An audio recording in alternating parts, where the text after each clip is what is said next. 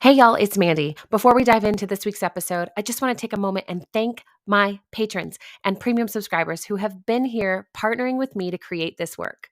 I love doing this with a team. So if you are interested in being someone who creates this resourcing for people who live in care deserts or who just don't have a safe community to discuss grief, check out the show notes to become a patron of the show. You'll get access to monthly bonus episodes as well as our live chat over on Discord. And I would love to hear from you. Okay, that's all I had to say. Now let's get into this week's episode. Welcome back to Restorative Grief with Mandy Capehart. You are listening to episode 83, titled It's Giving Main Character Energy with Becky McCoy.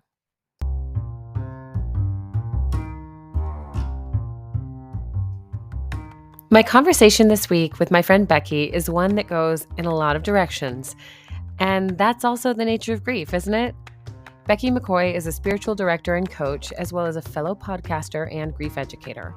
Her work in her own life began at a young age, but kicked into high gear when her dad died only 2 years prior to her husband dying as well. As a newly single parent with 2 kids under 2, Becky was forced to reckon with how she carried grief in her whole self instead of just trying to think her way through it. The resulting body of work, pun intended, brought her to the foreground of her own story, and I hope hearing her story inspires the same kind of action for you. Welcome back, everybody. I am here this morning with the beautiful Becky McCoy, and I'm so excited for her to share her story with you and just for you to hear her heart. Good morning, Becky.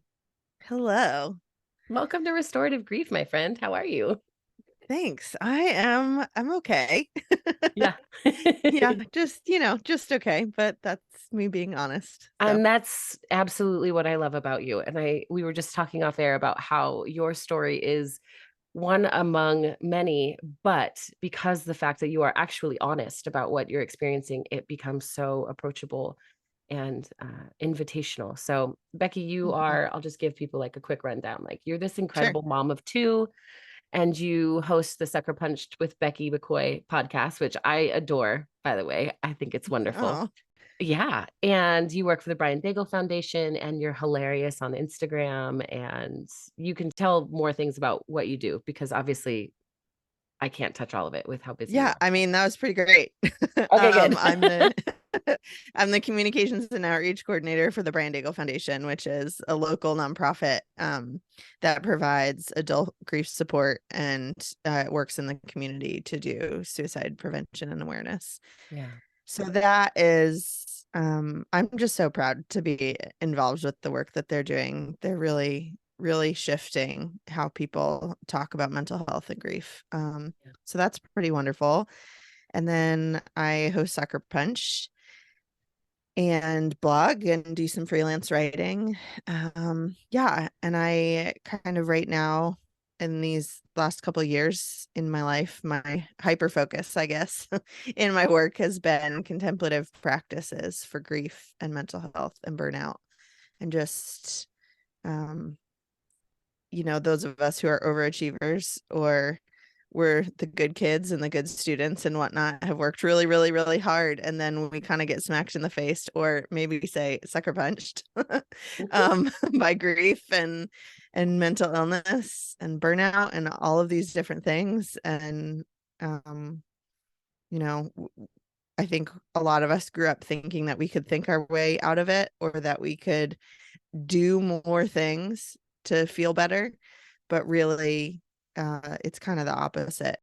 I think my work has really helped me personally to understand, and I hope it will encourage other people, that it's not about doing or producing anything more or proving that you're healthy or that you're doing it right, Mhm. but just learning to live and be human, and that the process of grieving, of healing, of learning to live with mental illness is what is the real important thing, and that's where like the health and the living is.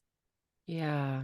Yeah. I want to come back to talking about that um, small, quiet space as well in a minute. But I want, before we go too far, to have you just talk about a little bit about your story about why you do work in grief and mental wellness, because Mhm. it's not something that we just woke up one day and thought, oh my gosh, I'm going to totally revolutionize this aspect of culture.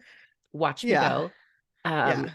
it's usually that horrible slap in the face Yeah. or punch in the jaw that pushes us there. So, what terrible thing do we have in common? Yeah. A lot of things. Yeah, actually, that's true. That was a bad question. What, But the one yeah. that you're going for is grief has just been like a house guest that never leaves. Mhm. For my family. My mom's mom died when I was 4. She was in her early 50s. My mom's dad died when I was 9 or 10. He was in his, I think, early 70s. Um, I only have one grandparent left now. I've lost coworkers, I've lost professors, I've lost close friends. And within, now we just witnessed the 10th anniversary of my dad's death and the 8th anniversary of my husband's death. So, I mean, I absolutely have gallows humor and will kind of joke with people that funerals are my hobby and I'm really good at them. Like I can throw a really good funeral. Listen, you need ambiance. I got ambiance for a funeral. Yeah, Let me just set that expectation that's now. right. Yeah, exactly. I know how to do a really good one. But uh it's been really hard, not just in like the obvious grieving and losing people that you love. Those are really hard things. But grief has revealed so much to me about myself that I don't really love. Yeah. When my dad died, I had a newborn because he died 8 hours after my son was born. And I decided, I'm a new mom and I am, it's really sad that my dad died and I really miss him and this really sucks and it's awful. But you know, dying is part of living and we'll just get through it. And I very much intellectualized my grief Yeah. and didn't let myself really feel his loss. And so that didn't go well. Because as much as I could tell myself, this is normal and natural and your parents die before you and yeah, it sucks, but here we are.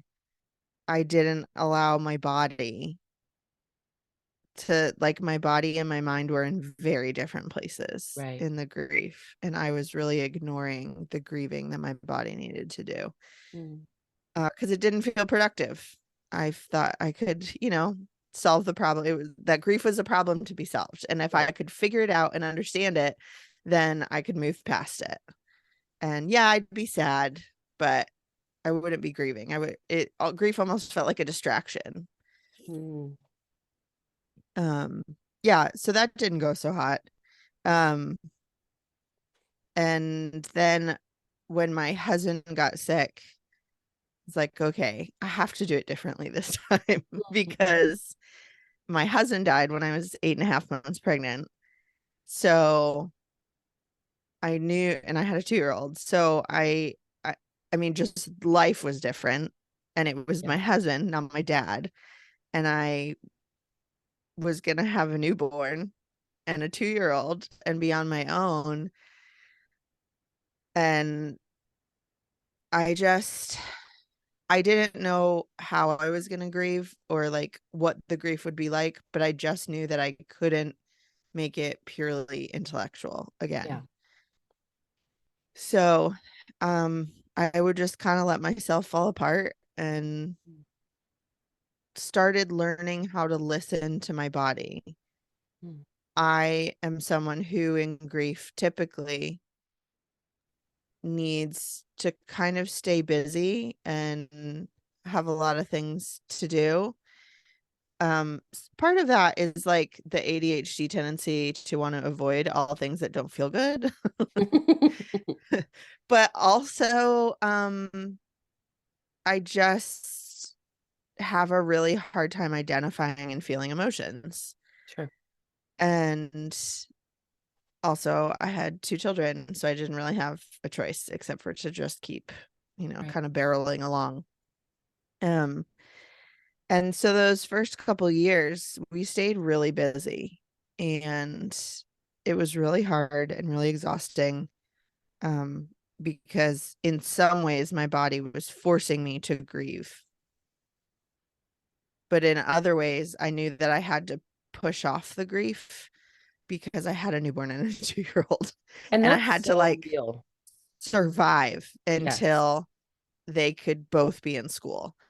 And that's really how it worked out, is that I grieved along the way, but I feel like I didn't really collapse into the grief Yeah. until my youngest was in kindergarten. You had finally some space during the day that your falling apart could be personal and not just like a crafted, "Oh, okay, they're gone for an afternoon. I can fall apart Right. for Set the 15 timer. Yeah. minutes, and then I'll go ahead and get the laundry done, or maybe I'll cry during laundry. Oh, that's Yeah. effective. That's creative. Yeah. Okay." Multitasking. And you Yeah. feel very intentional, right? And you feel very like Look at wise. me. Yeah. Yes, I should start a podcast about how to weep while you fold laundry. Yeah. Because it is wisdom. It is a breakthrough where maybe before you would have said, no, again, stiff upper lip. I have to stay present and really focus on this task at hand. When the reality Yeah. is, like you said, if you're not knowing how to feel your emotions and ignoring your body, well, emotions begin in the body. Yeah. Like Exactly. that. Yeah. And we don't know that, or we don't give them credit.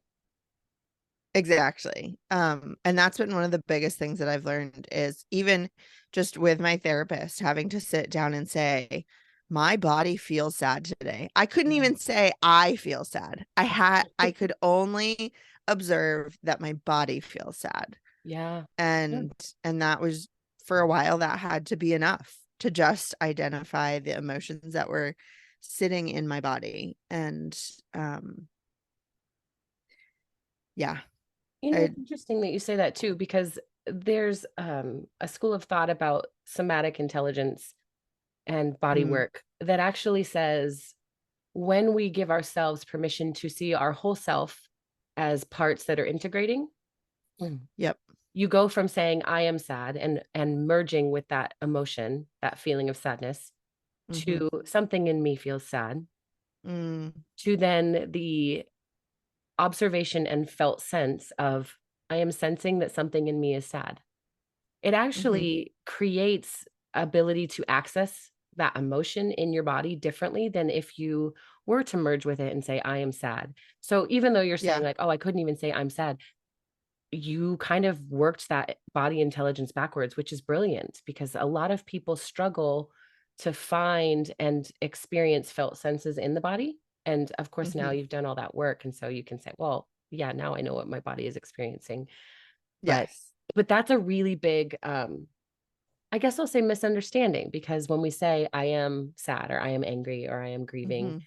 like those are true statements, but they also have a tendency to keep us kind of at a distance from being able to not intellectualize it, but to really observe ourselves and to stay present with Mhm. it instead of intellectualizing and saying, "Oh, I'm so sad. It's because I've lost someone that matters to me," and thinking Right. our way through it. But Right, because if you can figure out why you're sad, then you can find a solution for the right, problem of why you're sad, and then you yeah, won't be sad anymore. right. As It's a math opposed to problem. like, yeah, exactly. I love those. And then um but when I started to really observe, oh, my body feels this way, it allowed me to just sit with it and Yeah. observe it and allow the sadness to be there. And that was a first for me. Mm, Um, like in life. I don't yeah. think I've ever been so aware of my emotions and of what my body and my heart and my mind need Wow. as I have in the last few years, since now that both of my kids are in school. I have the time to really explore a lot. Mm. It's something that most people would still, even in your situation, in similar, saying, okay, I have space to be Mhm. alone, right? Even if they had, like you, maybe planned and said, when my kids are in school or when I have that space, this is what I will do. Um, I think that's a familiar response. I Mm-hmm. also think it's a very, okay, well, but now what? Do I read a book? Mm-hmm. Do Mm-hmm. I just decide to do yoga? Do I just schedule time to cry? Should I watch a sad movie? Like, Yeah. I don't actually know when, or Uh-huh. when I get that space, I don't know what I'm going to do or how do I actually grieve because it is that tidal wave that comes out of nowhere. Yep. So how did you invite yourself in that in the beginning stages when you finally realized, okay, I've got some space now, my Mm-hmm. season is changing in life? How did you decide this is the space I'm going to carve out to start grieving? And what does that look like for you? Well, conveniently or not so conveniently, I got COVID a Yeah. month after my youngest started kindergarten. And out of that developed long COVID, that has shown up as a lot of joint pain and swelling and fatigue. And so for like the last 2.5 years, well, I would say for about 2 years after I had COVID, I was mostly like stuck in my bed. Yeah. And when you're someone who is accustomed to not having a ton of unstructured time, and then all of a sudden you can't have anything but unstructured time, Yeah. uh, it really forced me to reckon with a lot of things. It forced me to not be able to distract myself from sadness when the waves came. It forced me to really let myself get angry, not, Mm. angry that here I am dealing with this like really disabling outcome from a global pandemic, but also that I'm a single parent Hmm. dealing with, right? Like I don't have a spouse to help me with the kids, even on the days when I can barely walk because my feet hurt so bad. Hmm. Um, and so I really had to feel and accept the fact that I was feeling those things Yeah. without finding a solution and just allowing them to be what they were. And I think that was the only way I was going to learn how to do that. I love that you called it unstructured time because that's such a great way to put it that we have so much structure and framework around our days. And we think, and it's not a bad thing, right? There's Mhm. value and incredible wisdom found within those planned time frames. And sometimes Yep. we do have to schedule space to cry or fall apart. But Mhm. the reckoning with the lack of control over a Yeah. circumstance is really a good Yeah. way to be faced. And it was really interesting because I remember both after my dad died and after my husband died, um, I kind of resented the people that would just stay in bed in those initial like aftermaths of grief Yeah, because I didn't even have the choice to do that. right. Um, I don't think it would have been good for me. I think I would have been bored like 15 minutes in. Like, cool. I don't know what they're so excited about with this. Bye now. Yeah. Yeah, that was never going to work for me. But I think it was being sick forced me to have that experience. And it's not necessarily something that people need, right? Like there's no framework for grief in that like you need a period of being isolated, you need a period, people try and Right, impose those frameworks right, and it doesn't work because we all have different like contexts within our lives right. and responsibilities and needs. And but I really being stuck in bed those couple years really forced me to accept my humanity. Mm, And it's kind of like the actual real authentic version of when my dad died. And I was like, well, death happens. We're human, blah, blah, blah, blah. Right now, I'm like, oh, it's not that death happens. I should get over it. It's that grief is this inherent part of being human. And because we will grieve many times in our lives, that doesn't mean it should be easy or mechanical or something that we kind of flip on and off, but it's something that is part of us and is part of the human experience. And for me to intellectualize it away or try and solve it is to just say like no thank you to this part of myself and like yeah. this part of my humanity, and I don't want to do that because I don't think that's healthy. It's definitely something where we see a lot of self-protective behaviors come out when impermanence becomes the center of conversation for people, like their Hmm. own blip of existence, our own short time frames on this planet in light of Yeah. the length of eternity and the days, Hmm. how long the days are. Um, we see that a lot. There are people who truly do not have that safety to wrestle with impermanence. Hmm. Um, and you may have felt that you didn't have it either. And yet, I think what you said earlier about taking time to become introspective, that treated your body and your heart and your mind in a way that they were given kind of respect that Hmm. maybe you hadn't Exactly. given them before, Hmm. space to really expand, say, well, what does humanity in my body, in my life, really look like? What is that experience going to be here? I think Oh, we, totally. yeah, Because up until, and um I finished seminary during those years. I like wrote so many papers laying down in bed. It was really uncomfortable, but I did it. But that was one of those things that I really was challenged by in seminary, was like really realizing that I, up until then, had lived with this perspective of myself as like me is my brain.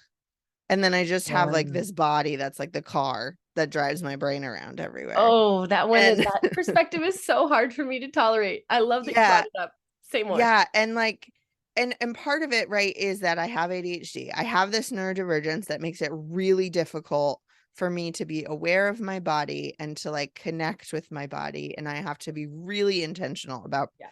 practicing that and reminding myself how to do that.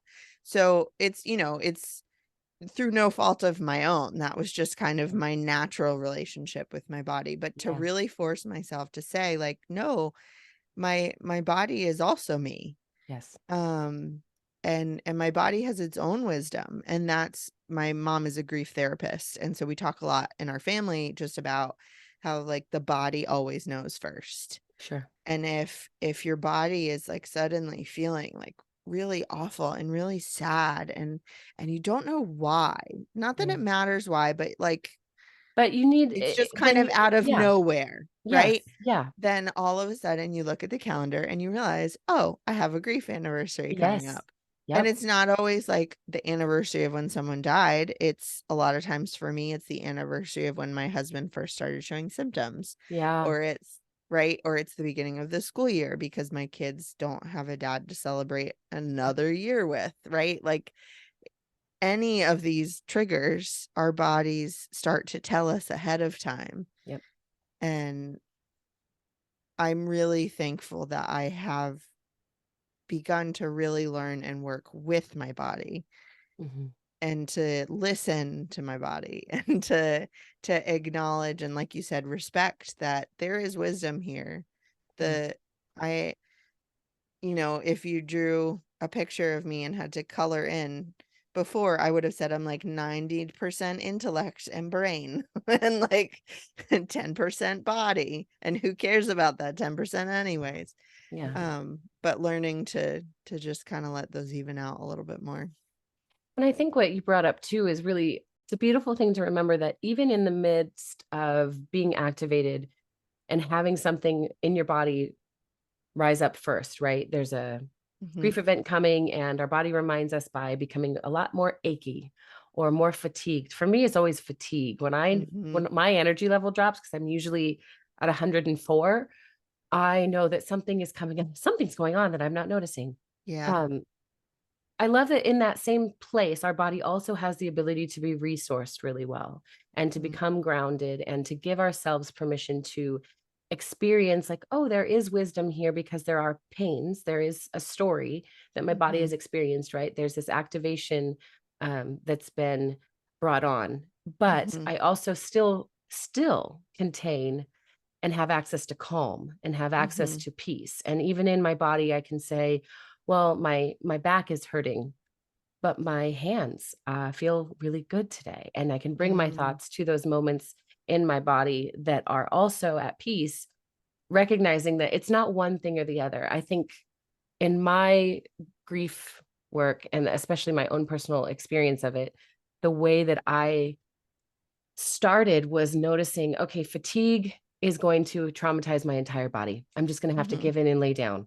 And that Mm-hmm. was such a hard thing for me, not because I Mm-hmm. don't necessarily want to be structured all the time, but because I like to be involved. I don't Mm-hmm. necessarily have to produce something. I just want to be involved in what's being produced, like witness what's being produced, Active. Yeah. active, yeah, engaged. And the difference of recognizing this pendulation is what they call it, right? Back and forth Mm-hmm. between the unrest and rest in my body was for me noticing, okay, when I come to a place of rest or when I need to rest or I feel fatigue, what is it? Is it mental fatigue?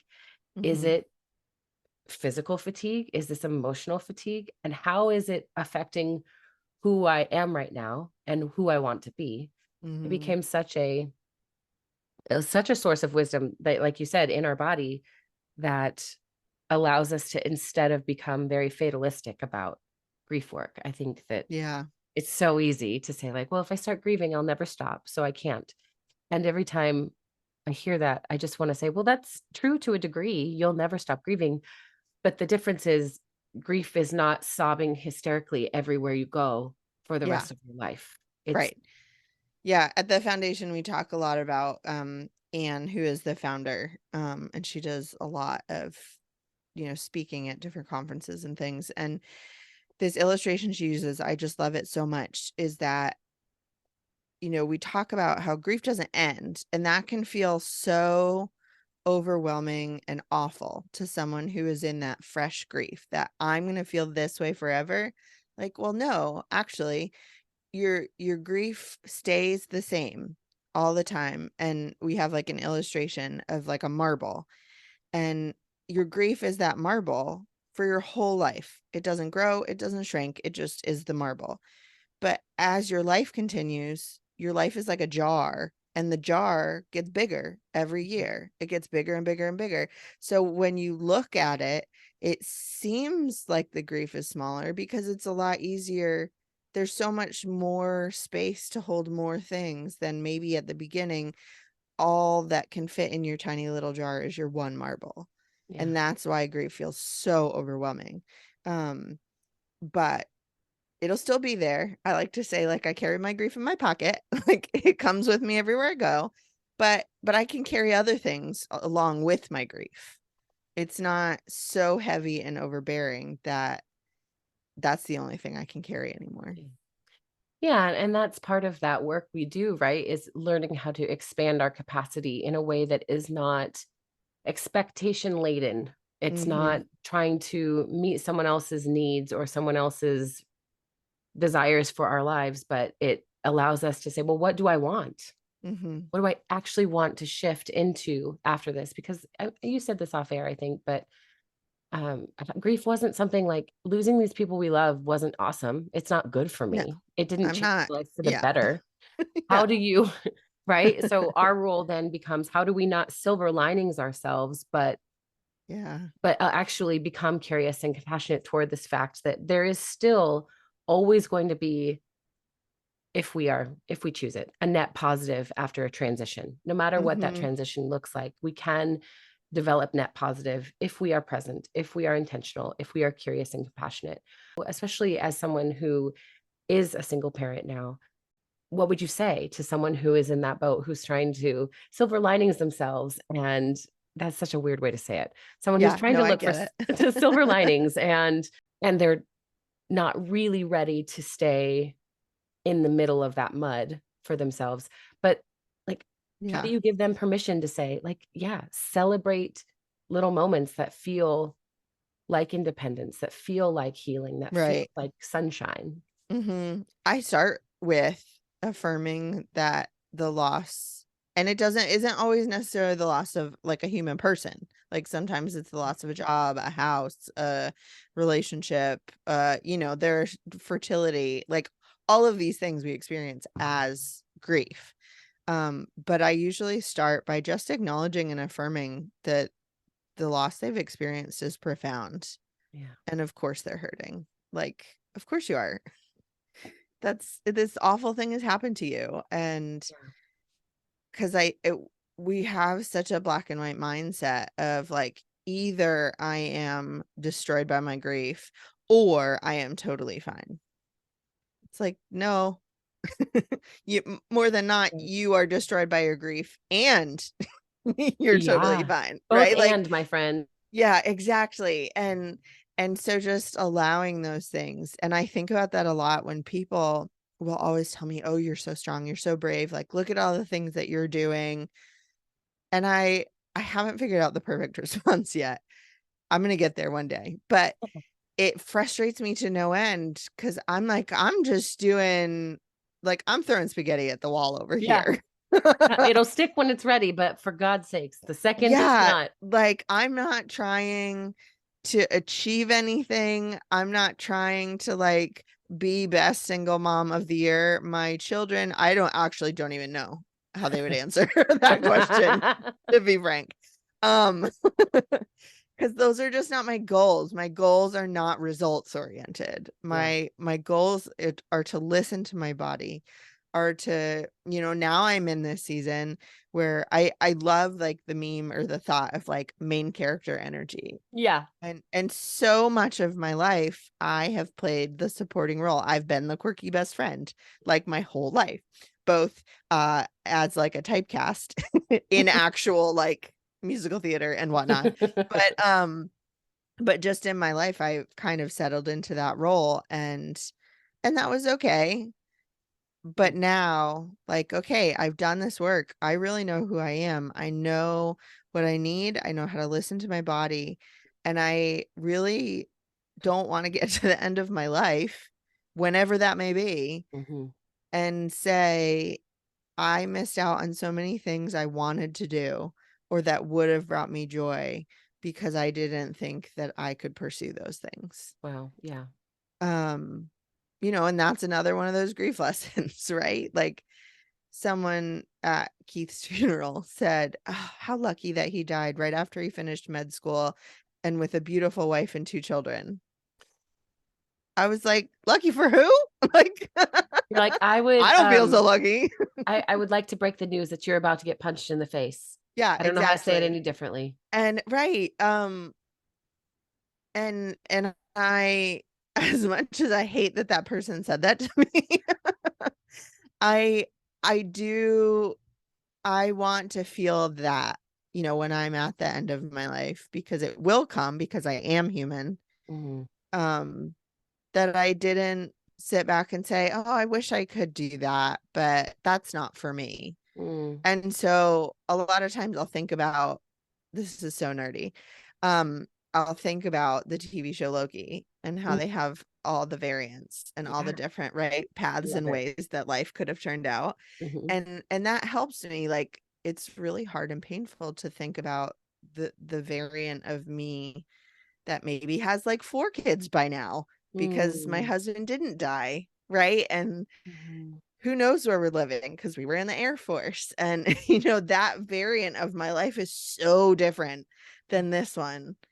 Um, Wow. would it have been wonderful? Yeah, probably. Would have been great. Yeah. Am I really mad that I'll never know what that would have been? Sure. Of course I am. But also, if that had been the version of my life that I had lived, what are the things that I have now that I would really be missing and wondering about? Mm. So it's not that I'm glad my husband died. Of course I'm not. Like, Yeah. but I can see that there are still so many wonderful things happening in my life that the fact of his death opened up the possibility to. Yeah. Yeah. I have a friend who once upon a time said this person was keeping me from my destiny. It was a beloved Mm. person to them who Mhm. died Mhm. unexpectedly and very young. And they said, now Mhm. I get to be who I was always meant to be. And I Mhm. pushed back so hard because I heard them saying they needed to die in order for me to fulfill my life's Right. purpose. And Right. at the time, my mom had just passed. And I remember thinking, I have so many cuss words that I can be creative with right now that I'm going to Oh teach you yeah. because how dare you think that another individual's mere existence is your roadblock? Like, you are the Yeah. person who embodies your life. You are Right. responsible. And to a degree now, of course, later, years later, I can see what you're saying to that person as well, and just would ask them Yep. to word it differently, of course, because Right. no one is standing You unless didn't someone need is them to die, but right. yeah. But I feel very similarly in some ways, because this work that I've stepped into, this embodiment coaching and grief work and education, all of it is not something I would have chosen. And yet, Hmm. conversations like this, working with clients one on one, whatever it is, those moments, I walk away from them feeling energized, feeling like I've Hmm. just touched the sun. This is Yeah. purpose. This is Yeah. fulfillment. And I think, to go back to something you said earlier in the beginning, you were talking about producing and external production of actions and making sure you get things Hmm. done. You've shifted to that valuing of internal rest and being Mm. present, and Hmm. it has shifted everything about you. And I think that that is something we really struggle to see in the world until we reckon with loss in some way.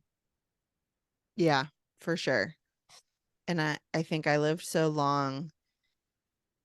Well, I didn't understand until I was diagnosed with ADHD, um, the number of things that cause us to be overstimulated. Like, Mhm. grief causes us to be overstimulated.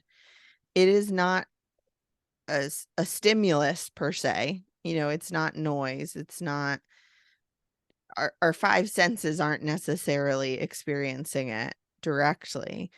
But when we are grieving, that takes up a lot of our ability to process stimulus. Yeah. And so I used to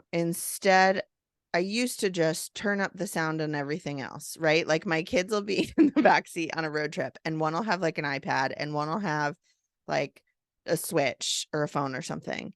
And one will have it kind of too loud. And instead of asking that kid to turn it down, the other one turns their volume up. Then the Right. other one turns their volume up. Then the other one, right? And so the volumes just keep competing, and it is unbearable. But that's what I used to do to try and kind of avoid my grief, was turn up the volume on everything else. Wow. Whereas I've now learned to turn down the volume on everything else so that I can really pay attention to what the grief is doing.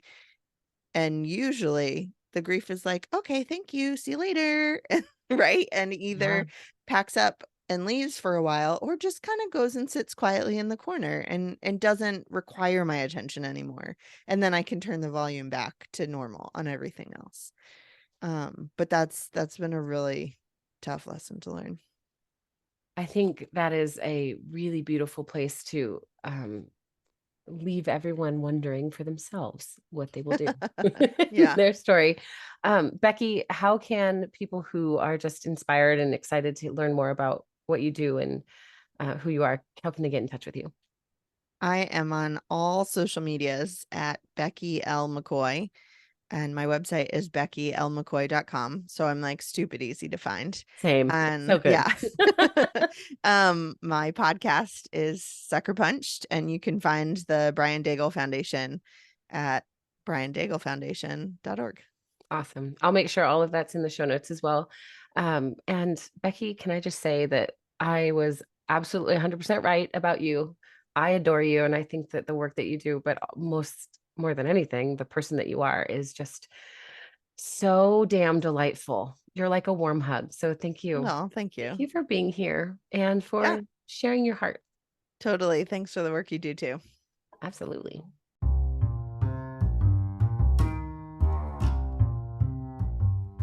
Thank you for listening to episode 83 of Restorative Grief. Becky's sense of humor is no accident. This woman has fought tooth and nail to be the integrated and joyful human you heard on the show today, and you can tell. The hope and grounded nature of her work is embodied in her character, and she is 100% the main character in her own story. If this is your first time listening to Restorative Grief, I hope you feel something stirring. Grief work is difficult, but not impossible, because you're not doing this alone, no matter what you think. If you're interested in a larger, supportive community of people to talk about loss and grief, consider joining the Restorative Grief Project, which is my free online coaching group, or consider becoming a patron of the show to join our quarterly live chats on Discord. The links for both of those and more are in the show notes, or you can always come find me on social media under @MandyCapehart. I'd love to hear from you and hopefully learn a little bit more about who you are and what you're experiencing in your own grief story too. And as always, one last thing. Please remember, the only solution for grief is to do the work of grieving. Thanks for listening. I'll see you next week.